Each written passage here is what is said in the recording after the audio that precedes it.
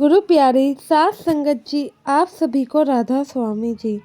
सात संगत जी, ये साखी उन लोगों के लिए है जो कि मांस खाते हैं। इस साखी के बाद कई कि लोग ऐसे हैं जो कि मांस खाना शायद छोड़ ही सकते हैं। तो सात संगत जी, हमने अपने जीवन में देखा है कि कई लोग ऐसे हैं जो सत्संग जाते हैं लेकिन फिर भी मांस और अंडे का सेवन अपने जीवन में ज़रूर करते हैं।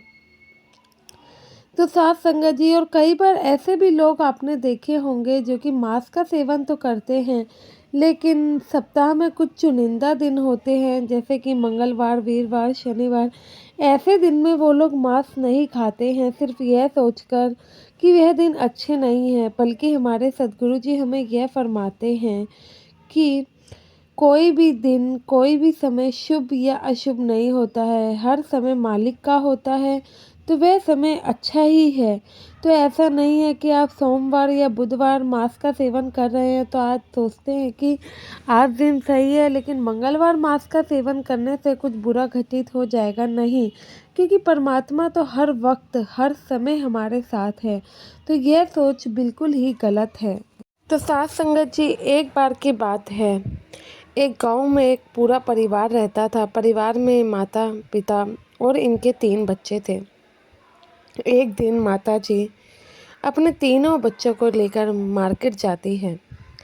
मार्केट वहाँ पर सब्जियाँ खरीद रही होती हैं कि रास्ते में से एक अर्थी गुजर रही होती है।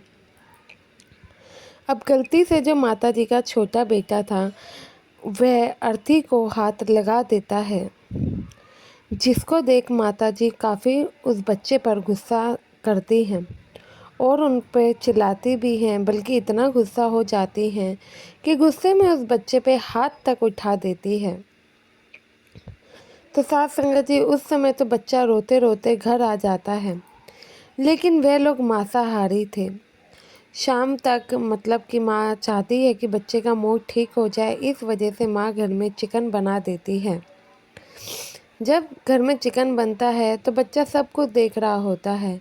बच्चा माँ से एक सवाल करता है कि माँ, मैंने अर्थी को हाथ लगाया तो आपने मुझे थप्पड़ क्यों मारा? तो माँ बताती है कि बेटा, ऐसे मरे हुए व्यक्ति को हाथ लगाना सही नहीं होता है, वह अशुभ कहलाता है।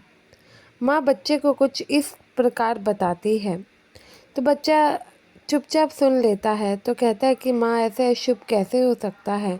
तो माँ कहती है कि बेटा, वो व्यक्ति मर चुका है, उसके अंदर अब कोई आत्मा नहीं है, इसलिए वह अशुद्ध है। अब कि वो भूत प्रेत बन चुका है, वह आपको हानि भी पहुँचा सकता है, इसलिए जितना दूर हो ऐसे चीज़ों से दूर रहना चाहिए। बच्चा माँ की बात बड़े ही गौर से सुनता है। अब रात होती है, पिताजी घर आते हैं। सारा परिवार एक साथ खाना खाने बैठता है। जब सारा परिवार एक साथ खाना खाने बैठता है, माँ सबकी थाली में चिकन परोसती है तो बच्चा मना कर देता है।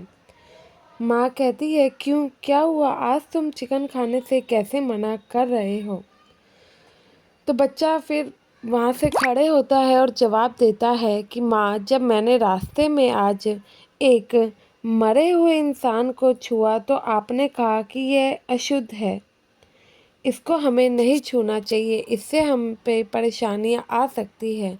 जब मरे हुए व्यक्ति को छूना अशुभ होता है तो मरे हुए जीव को खाना कैसे कि अच्छा हो सकता है? जब जो व्यक्ति मर चुका है वह मर के हमें हानि पहुंचा सकता है, तो इस मरे हुए जीव को हम खाएंगे तो भला ये कैसे हमारे लिए कि सही होगा? यह भी तो हमारे लिए अशुद्ध ही हुआ ना। माँ बच्चे की बात को बड़े ही ध्यान से सुनती है। तो बच्चा कहता है कि माँ, आपसे मैं ये सब चीज़ नहीं खाऊंगा क्योंकि यह चीज़ बिल्कुल भी अच्छी नहीं है, और वह चिकन खाने से मना कर देता है। तो फिर माँ उसी समय उस बच्चे के कि कही बात से समझ जाती है कि ये बच्चा ठीक कह रहा है। तो वहीं बच्चा दूसरी ओर कहता है कि माँ, जिस तरीके से हम इंसानों को दर्द होता है, क्या उसी तरीके से इसको भी दर्द होता है? तो उस समय माँ की जो कि आंखें थी वह शर्म से नीचे झुक जाती है। वह समझ जाती है कि बच्चा आखिर क्या कहना चाहता है। तो फिर बच्चा कहता है कि माँ, जिस तरीके से हमें परेशानी होती है उस तरीके से इन्हें भी परेशानी होती होगी। माँ जब बच्चे के मुंह से ये सब बातें सुनती है तो काफ़ी शर्मिंदा हो जाती है। समझ जाती है कि जो चीज़ आज तक हम लोग नहीं कर पाए वह एक छोटे से बच्चे ने समझा दी है। तो फिर उस दिन के बाद से वह लोग चिकन खाना बंद कर देते हैं। धीरे धीरे जब चिकन खाना बंद करते हैं, मांसाहारी से शाकाहारी बन जाते हैं, वैसे ही उनकी बुद्धि में भी बदलाव आने लगता है। क्योंकि साथ संगत जी, ये तो सभी जानते हैं, जैसा खाए अन्न वैसा हो मन। तो वही है कि फिर वे अच्छी संगत में बैठना भी शुरू करते हैं। शाकाहारी होते हैं तो शाकाहारी लोगों के साथ उठते बैठते हैं। एक दिन उनकी मुलाकात एक सत्संगी परिवार से हो जाती है।